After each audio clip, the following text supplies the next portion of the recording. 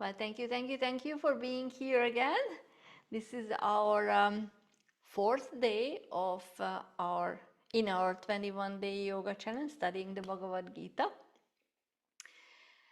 So let me put this for day 4. Okay, it's there. So let me go to this slide where we left off yesterday. We were talking about Dharma. But before I get to this slide, I just want to quickly go back to this little reminder, what is happening here. So Krishna and Arjuna are in the middle of the battlefield, and Arjuna is realizing that his loved ones are on the opposite side, meaning his cousins, his teachers, his siblings,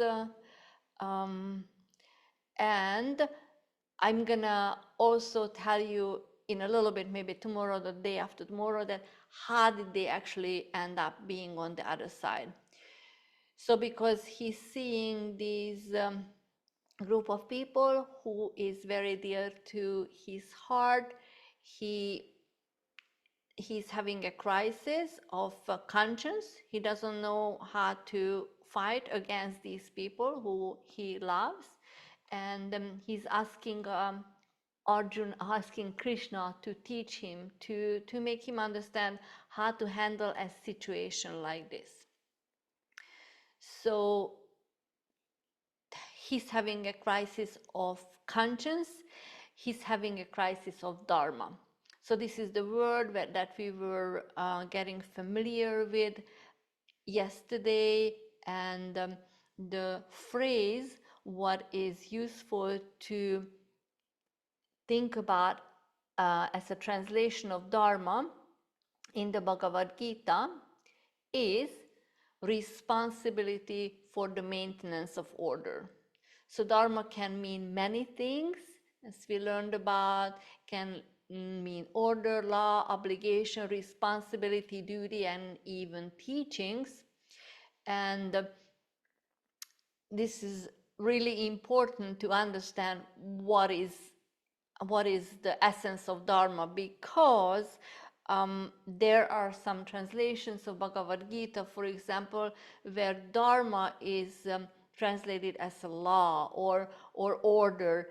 And before I read my teacher's translation, who translated Dharma as the responsibility for the maintenance of order, the other translations, they didn't really make any sense, because Dharma is a very essential word throughout the whole Bhagavad Gita, and it's also, the Bhagavad Gita also considered as a Dharma Shastra, as a dharmic text. So as you can imagine how important this word, also it starts with the word Dharma, and at the very last verse Krishna is asking Arjuna, have you listened to our conversation, to my teachings about Dharma? So it's all about Dharma. So Dharma is finding the right action. What is the right action to take? But we cannot understand what is the right action to take if we are not the right actors. And to be the right actor, we have to practice yoga. We have to go through a transformation. We have to integrate ourselves. In here, we're not talking about the kind of yoga that we practice on the mat, the asanas. We have nothing against practicing the asanas, but this is just a different dimension of yoga, a much wider, thinking about yoga in a much wider sense as the science and art of transformation, not just physically, in all our components, to rise up, not staying on our ordinary level, but rising up above it. Because if we consider this question of the ordinary level, how can Arjuna fight against his loved ones? That's where he's getting stuck. because he can't do that. So he has to understand what is the right action to take on a higher level, on a more subtle level. So once again, the right actor is the one who has clarity about the right action. And the right actor is the one who knows the one thing that needs to be done. Like Christ and Buddha knew the one thing that they needed to do. Krishna tells Arjuna that he needs to be practicing yoga to become the right actor, and the main yoga that he's teaching is Buddhi yoga. And here are two quotes about what is Buddhi yoga. One is to those who are constantly disciplined and who adore me with love, I give Buddhi yoga, by which they come to me. Me meaning the higher or the subtler reality. And the second one, devote yourself fully to me as the supreme. Renounce all your actions consciously to me. Take refuge in Buddhi yoga. Be always one with me in heart and mind. And this is in the last chapter in the Bhagavad Gita. So the yoga that is Krishna teaching to Arjuna, Buddhi means awareness, integrated intelligence, conscious attention, intelligence beyond thought, as Krishnamurti's phrase, and Guruji calls it the higher mind. It also translated as a soul by Zainer, an English scholar. And Buddhi constitute the subtlest and the highest faculty in human beings. So this Buddhi has the same root as Buddha, meaning the one who is awake, the one who is aware. I myself am devoted to my work to bring more consciousness to this kind of yoga, because I feel that these days yoga more known from the asanas. So I've named my website Yoga of Awareness, to bring a little more awareness or attention towards this kind of yoga that Krishna is teaching to Arjuna in the Bhagavad Gita.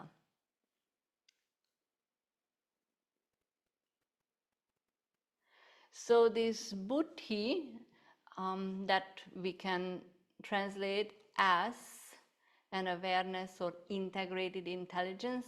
See, at the beginning, I talked a little bit about that Krishna, Arjuna has to integrate himself and rise above the ordinary level. So he needs to connect something above himself, or a subtler reality, not just staying on the physical level.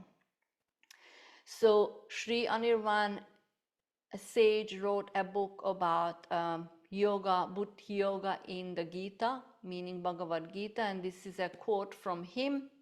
Buddhi has both psychological and cosmic aspect. The relation between the two in spiritual realization being that between the means and the end.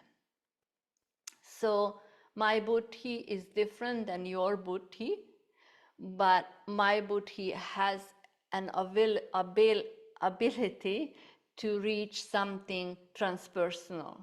So my Buddhi is personal, connected with me, but it has the ability to reach beyond this personal self and connect with something more transpersonal. So this is example that we can perhaps use, an example of a lookout point. So when you go to Lookout Point, here the picture is about the Grand Canyon. You are on one side of the Grand Canyon, but you are able to see something on the other side, but you are still here. So when we are at a lookout point, we can see the other side while we're still on this side. So Buddhi has the possibility that while we are on this side, we can see or connect with something on the other side. So we are here personally in our body, but we are aware of something transpersonal or something cosmic on the other side.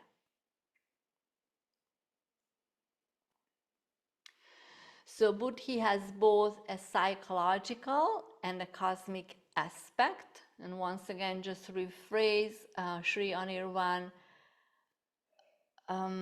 quote is, in spiritual realization, the relation between the two is like the means and the end. So psychological and cosmic. Buddhi has the possibility to see something on the other side while we are still on this side. And I'm really excited about sharing this quote with you, which is one of my favorite quotes from Madame de Salzman here in the screen.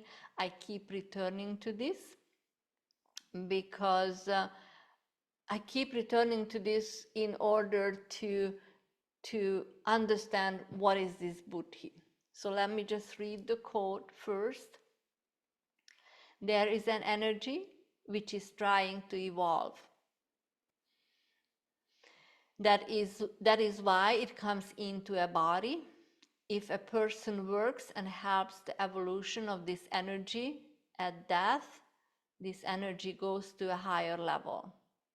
If one does not work, the energy returns to its own level, but the human life is wasted. So there is this energy which is trying to evolve. You can think about it as the Buddhi.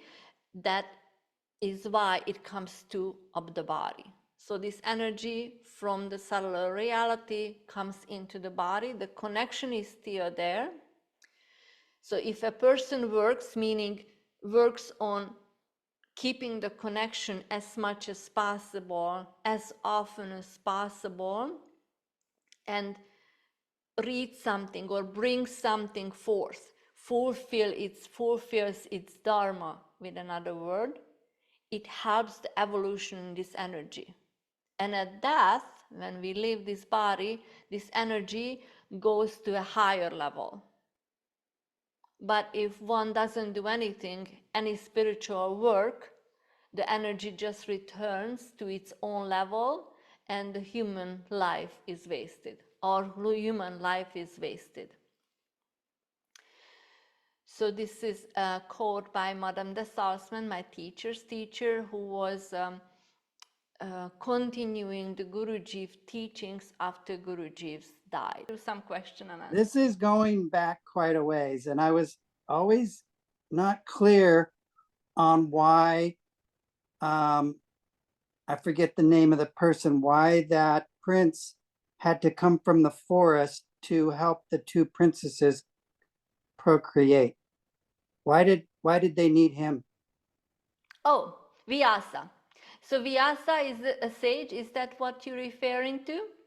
Yeah, because there was something about the other two princes died, so they brought in Vyasa. But yes. What was weren't the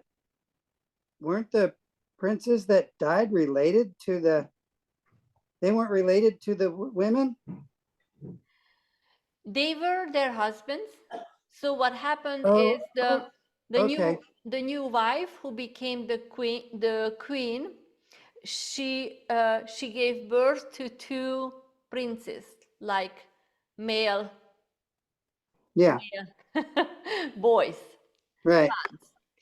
And they got married to the two princesses, Oh, okay. And then they had to go to a battle. So Right. the two sons died, Okay. Okay. leaving leaving the royal line without any heir, because Oh, okay. Bhishma vowed that he's gonna become celibate, Right. so his father can remarry to the queen. Got it. Yeah. So Okay. that's how Vyasa, who actually wrote the Mahabharata, including the Bhagavad Gita, because the Bhagavad Gita is just the starting of one book in the Mahabharata, Right. became the father of the two lines, actually, the two families, the Pandavas and the Kauravas. Got it. Okay. Because the custom was that they needed to create an heir, and they brought in the sage, and the sage wrote himself into Right. doing the deed. So Right. that's one very curious detail in the story. Thank you for the Yeah. question. Yeah, I'm Oh, glad. oh, I hope I was able to clarify it. yes. Yes. Okay. Okay, good. All right. Thank you. You're welcome. Randy, do you have any question? Or Catherine?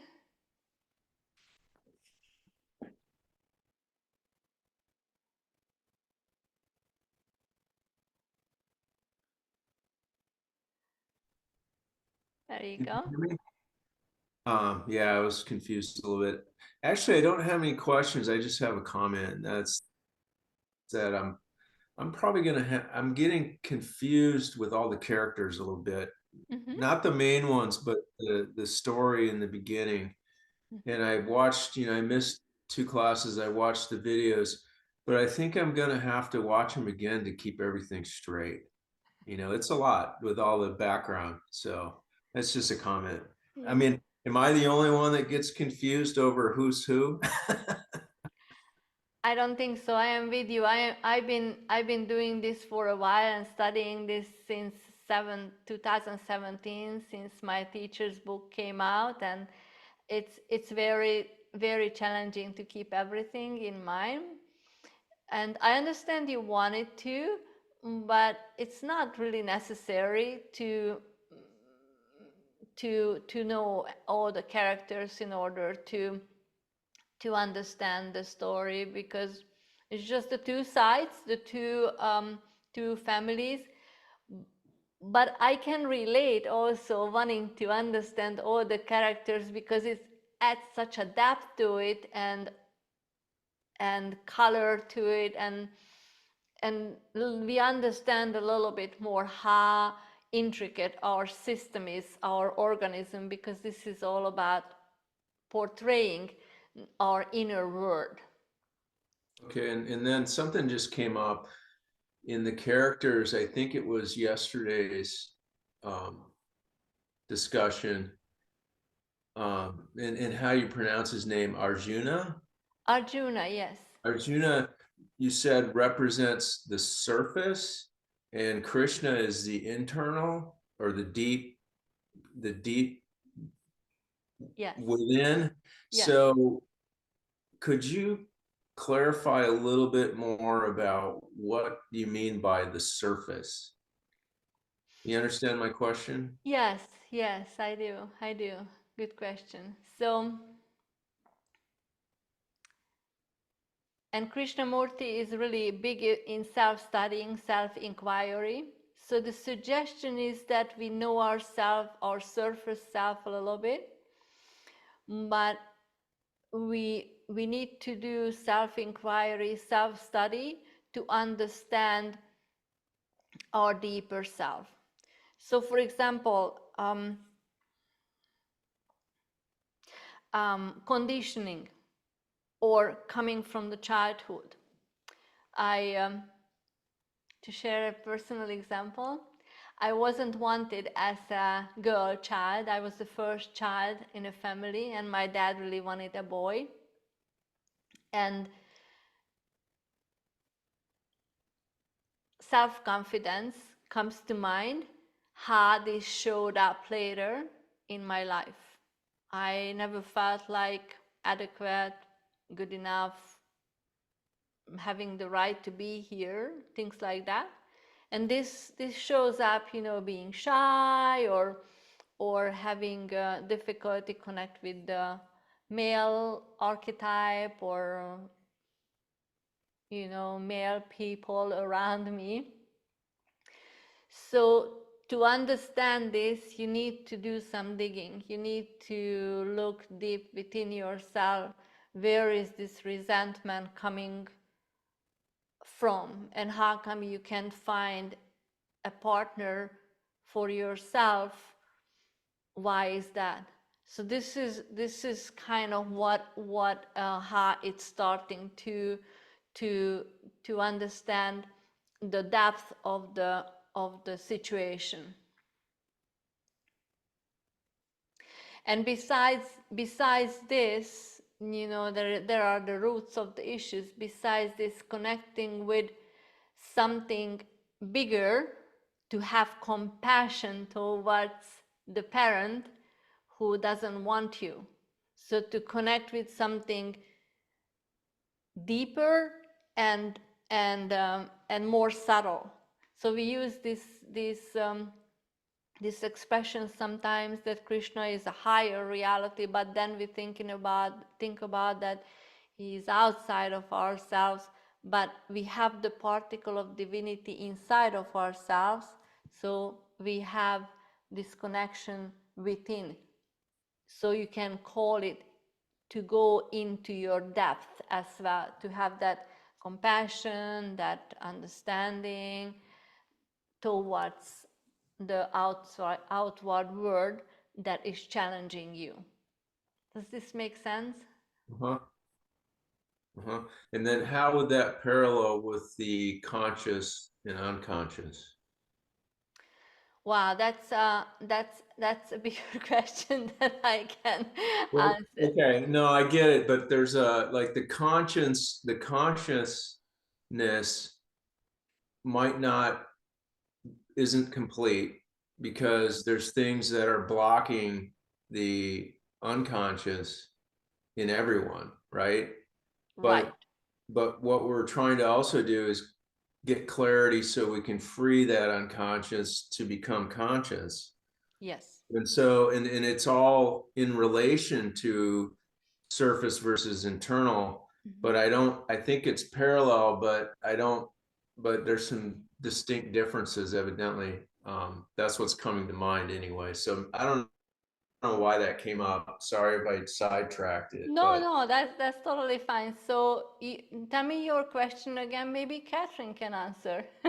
yeah, it was just the roles of these two characters, and how you would, where does is the conscious part of the surface and the unconscious part of the internal, the deep internals, or is it totally unrelated?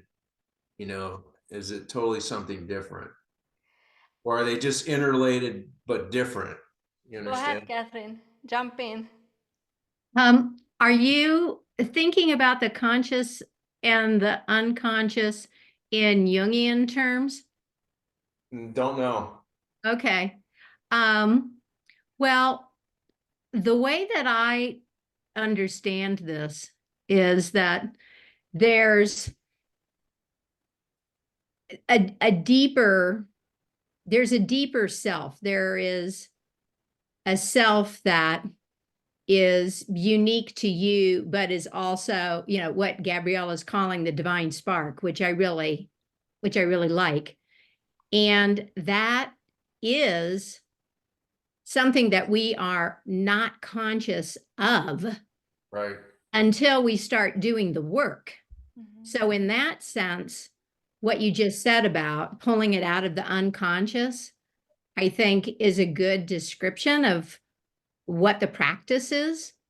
That said, though, there's always the conscious and the unconscious. I think I don't really know what the state of enlightenment is like. Maybe when you get there, there's not.